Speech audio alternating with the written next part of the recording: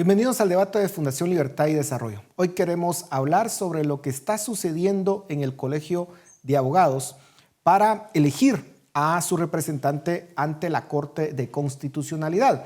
El magistrado, tanto titular como suplente, que están eligiendo en estos momentos en el Colegio de Abogados. Y para ello contamos con dos expertos, por supuesto dos abogados, Alfredo Ortega y Alexander Eisenstadt. Muchísimas gracias a ambos por acompañarnos. Alfredo, quisiera iniciar contigo. Este proceso se ha visto manchado, por decirlo así, con una resolución de una sala para evitar que participaran los profesionales afines que están colegiados en el Colegio de Abogados. Y esto sucede a pocas horas de que se dé esta elección. Mientras grabamos este programa, pues está ocurriendo esa elección. ¿Cómo ves la decisión de la sala, la actitud de la Corte? Brevemente, explícanos un poco la situación. Bien, yo creo que este proceso efectivamente ha sido manoseado no solo por esta sala, sino más bien por grupos de interés. Es decir, formalmente vemos la intervención de esta sala o en algún momento se discutió la posibilidad de la intervención de la CC para intervenir en este proceso. Y realmente para la audiencia yo creo que no nos tenemos que perder en los tecnicismos legales. Esto es un grupo de interés que está buscando intervenir y mantenerse aferrado al poder que tiene en las instituciones de justicia y en particular, hay que decirlo, el grupo liderado por Néstor Vázquez en la Corte de Constitucionalidad. Eh, no hay que ser la mente jurídica del mañana para entender cómo esto es espurio, ¿no? Es decir, en términos muy llanos, estas personas buscaron cambiar las reglas del juego literalmente a horas que ocurriera la elección. Esto es muy fácil de entender y es muy fácil darse cuenta cómo es la instrumentalización del sistema de justicia para intervenir en procesos constitucionales de selección de autoridades judiciales en este caso. Pero bueno, esto es algo que obedece a un patrón que tenemos ya varios años de sufrirlo en el sistema judicial de este país. Hay una crisis del Estado de Derecho en el que las leyes del país sencillamente se tuercen a el antojo del grupo de interés que controle las instituciones de justicia. Esta es una crisis que tiene que cambiar y ojalá estas elecciones, este proceso de renovación de la CC sea una oportunidad para responder a esta crisis.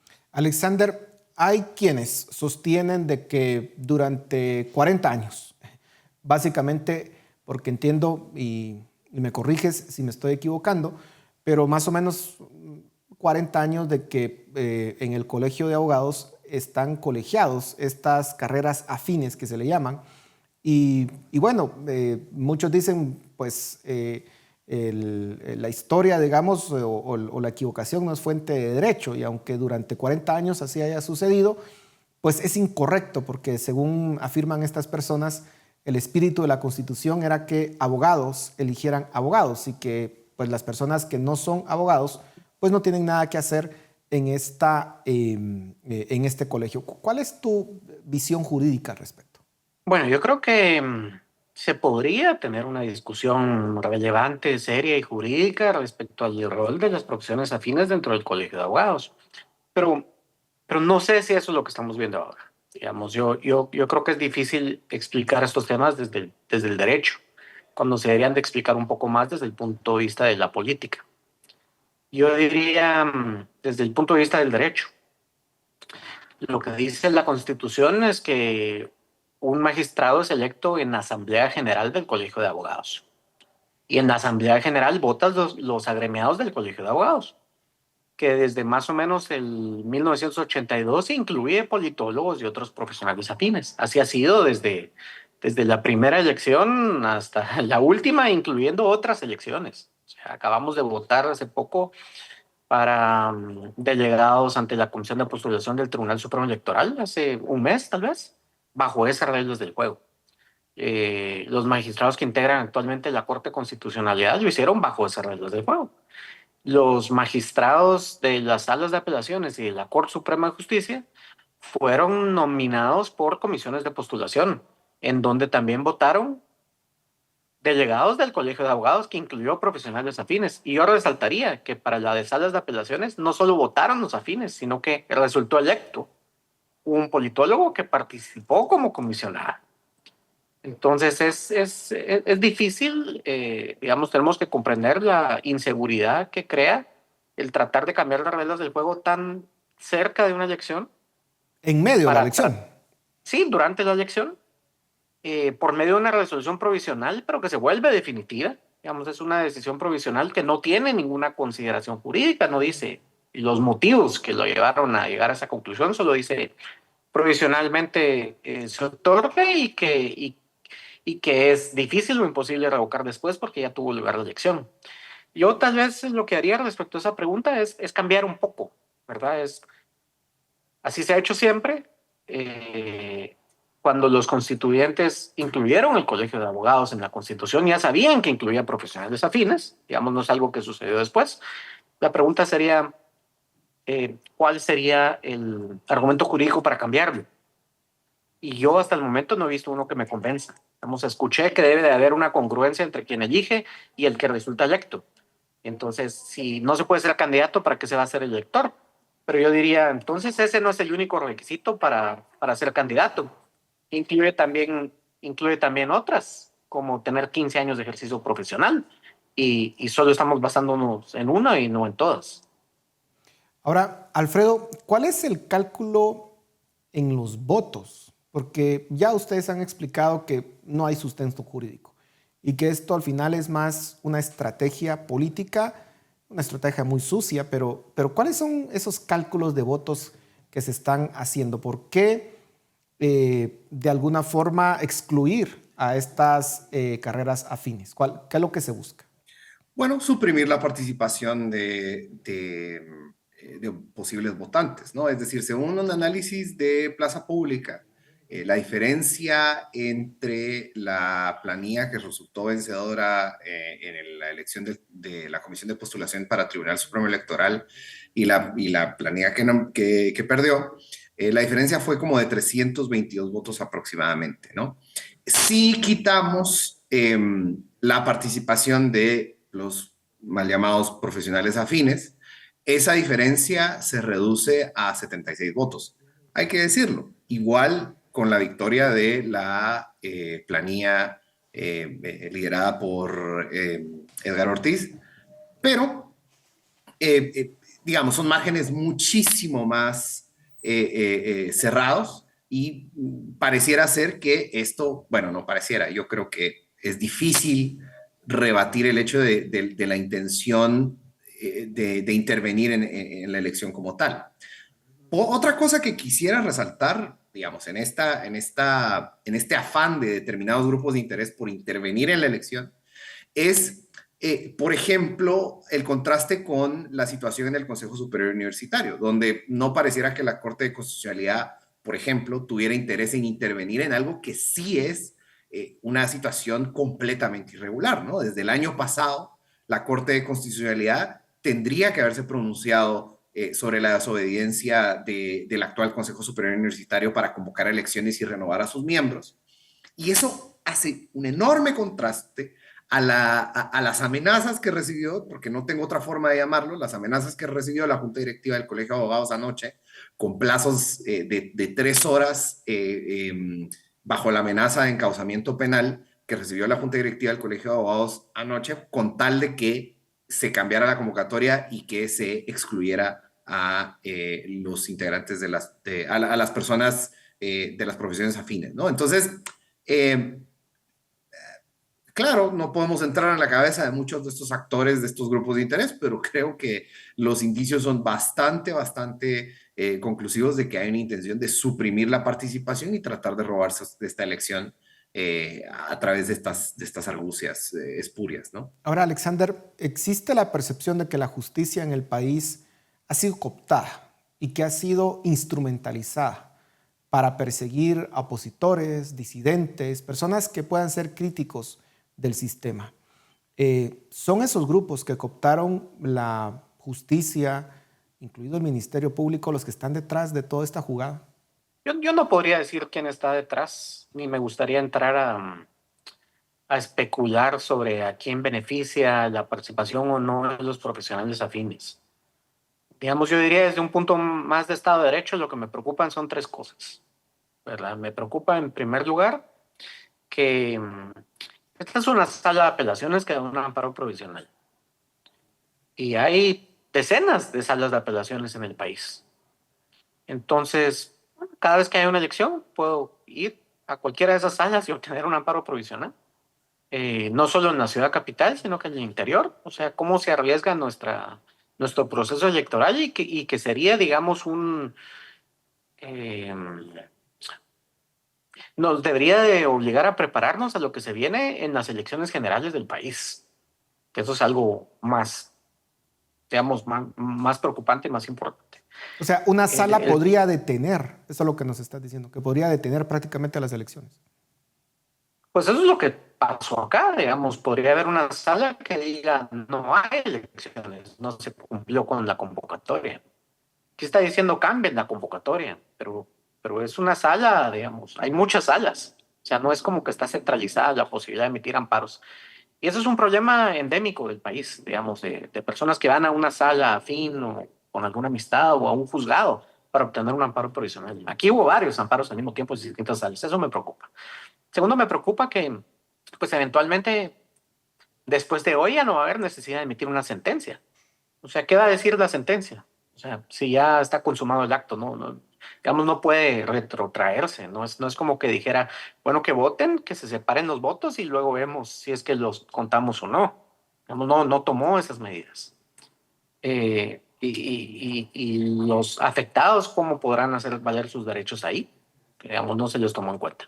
Y lo tercero es que también de alguna forma pone una duda no solo de legitimidad, pero también jurídica respecto a las elecciones, porque no se pueden cambiar los requisitos de una convocatoria a una elección un par de horas antes. Lo que dice la ley de colegiación profesional obligatoria es que la convocatoria tiene que estar hecha 8 días antes. Entonces, genera algún problema que también da lugar a otro tipo de impugnaciones, dependiendo a quién le parezcan los resultados o no. Alfredo, ¿cuál fue la actitud de la Corte de Constitucionalidad ante esto? ¿Fue garante del derecho o falló, digamos, al momento de darle estabilidad y certeza a todo este proceso?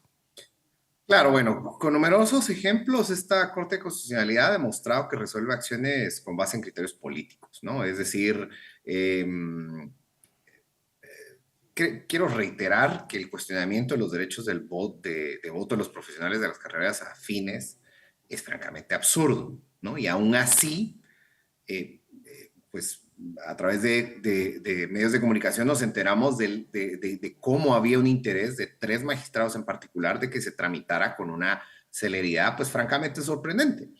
Es decir, eh, son incontables los casos en los que la Corte de Constitucionalidad tienen acciones pendientes ante la Corte de Constitucionalidad, perdón, y que son tramitadas con una desidia brutal, ¿no? Es decir, incluso Alexander hace algunos días publicaba en redes que tenía un amparo del 2024 que no tenía ni siquiera resolución de trámite, ¿no? Y en contraste, pues vemos cómo a través de medios de comunicación se filtra una comunicación de tres magistrados presionando para que se conozca con enorme celeridad una acción constitucional completamente absurda. Finalmente, yo creo que la presión social tuvo un efecto en que la CC no interviniera, pero esto tuvo un doble efecto, ¿no? No se pronunció, pero para no pronunciarse, una sala afín al grupo de Néstor Vázquez, uno de los posibles beneficiarios con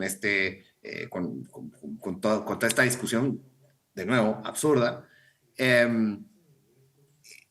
digamos, le ahorra el trabajo a la Corte de Constitucionalidad y anoche la Corte de Constitucionalidad tuvo un pleno en el que tuvo la oportunidad de conocer la apelación de ese amparo provisional y no lo hizo. ¿Por qué? De nuevo, solo son los magistrados los que tendrán que explicarse ante la opinión pública, pero ante diversas oportunidades para dar certeza jurídica a un proceso electoral para un órgano tan importante de nuestro ordenamiento constitucional, la CC sencillamente ha tenido una serie de omisiones realmente graves. Hablemos, porque ya se nos está terminando el tiempo, pero hablemos de los procesos que siguen a continuación. Estamos en medio de elección de magistrados del Tribunal Supremo Electoral. Se abre, digamos, el proceso para el tema de elección de nuevo fiscal general. Pues se está en el proceso de renovación de la Corte de Constitucionalidad. Alexander, si seguimos viendo este tipo de acciones espurias, ¿en dónde termina todo esto? ¿Cuál va a ser el final? ¿Vamos a entrar en un enredo político que ponga en riesgo la estabilidad democrática del país? Yo creo que es una buena forma de verlo, porque se están dando ya las consecuencias políticas de la falta de certeza jurídica en muchos campos. Y tal vez a los oyentes yo lo que les quisiera decir es, aquí estamos viendo los grandes poderes jugar en temas constitucionales relacionados con la elección de cargos públicos. Pero esto no solo se da en estos casos. Cuando tienen un caso importante en temas de familia, en temas puramente contractuales entre empresas, inversionistas extranjeros, o sea, ahí también vemos las consecuencias endémicas de todo esto. Digamos, no puede uno apartarse de esto simplemente diciendo, bueno, yo no me involucro en política gremial o en política, eso es algo que se aparta de mí, porque nadie está... eh, nadie puede garantizar que no tenga mañana una disputa contractual, un accidente de tránsito, ser víctima de algún delito y que vaya a caer dentro de un sistema donde francamente no hay certeza y donde se puede ir a poner un amparo provisional a una jurisdicción apartada, donde se pueden obtener decisiones contradictorias, donde a veces la corte resuelve en una semana y a veces resuelve en 3 años. Entonces, sí estamos viendo, digamos, yo diría, es un buen momento para poner las barbas en remojo y ver que esto nos afecta a todos, independientemente del resultado de la elección, sino que nos afecta a todos en todos los campos. Y les diría, es un buen indicio para ver la forma en que se puede politizar la justicia constitucional en las elecciones generales que se vienen próximamente. Se nos terminó el tiempo, pero quisiera pedirles a cada uno de ustedes sus conclusiones. Alfredo, iniciamos contigo. Gracias. Secundaría lo que menciona Alexander, ¿no? Esto es un síntoma de una enfermedad muchísimo más grande. Es una crisis del Estado de Derecho. Cuando digo crisis del Estado de Derecho es que, bueno, realmente ya no es el imperio de la ley, sino es lo que decida quien sea que está sentado en una sala, la sala que sea, o en un juzgado, o en la Corte de Constitucionalidad.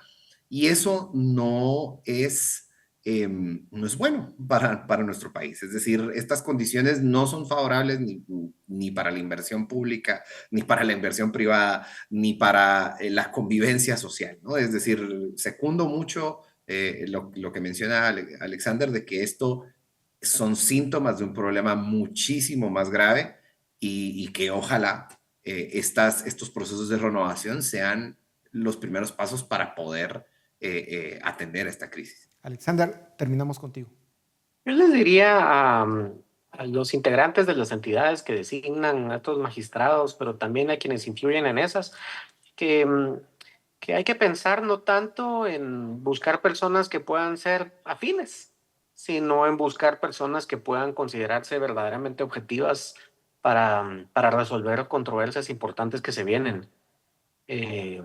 Creo que nos falta un poco de eso.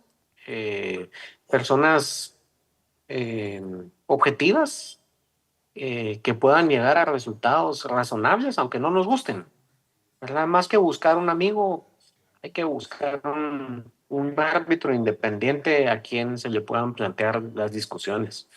Pues muchísimas gracias a ambos por su análisis. Creo que nos permiten entender lo grave de la situación y sobre todo hacer un llamado también para romper esa apatía de cierto grupo, de ciertas personas que a veces, como ustedes ya lo indicaron, pues desean ver hacia otro lado y no darse cuenta de la grave situación y del grave peligro que significa para todos, incluso no solamente en términos de la justicia, digamos, que tenga que ver con lo público, sino incluso, como ustedes ya lo señalaron, en temas de justicia de lo privado, en un caso de un ciudadano común y corriente. Así que muchas gracias a ambos. A ustedes muchas gracias por sintonizarnos. Nos vemos la próxima semana.